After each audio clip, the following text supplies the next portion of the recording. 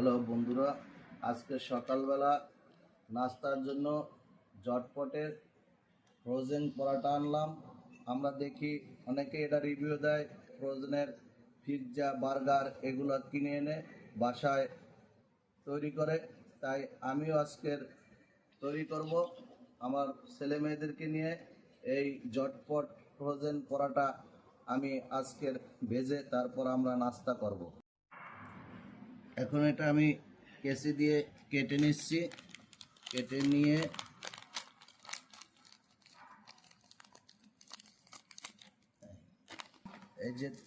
এই যে পরোটাগুলো দুইটা প্যাকেটে আছে, দুইটা প্যাকেটে পরোটাগুলো আছে। আমরা একটা প্যাকেট খুলে এখন আমাদের প্রয়োজন মতো আমরা নিয়ে তেলে ভেজে নেব, তারপর আমরা খাবো।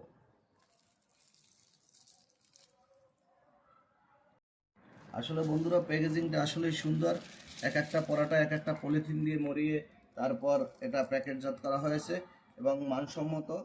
তাই আমরা এগুলোই এক এক পিস করে উঠানো যায়, আমাদের প্রয়োজন মতো আমরা নিয়ে বেজে খাবো।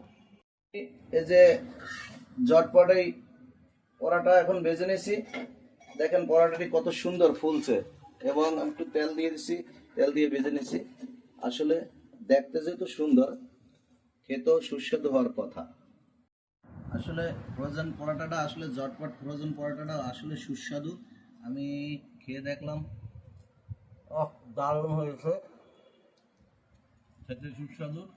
আপনারা যারা ঘরে তৈরি করতে বিরক্ত মনে করেন, তারা দোকান থেকে বা কোনো শপিং মল থেকে এনে এই জটপট ফ্রোজেন পরোটা তৈরি করে সহজেই খেতে এক পারবেন। প্যাকেটে 20টা পরাটা থাকে। 20টা পরাটার দাম আমার কাছে 300 টাকা নিয়েছে। এখানেই শেষ করছি, আবার পরবর্তী ভিডিওতে দেখা হবে।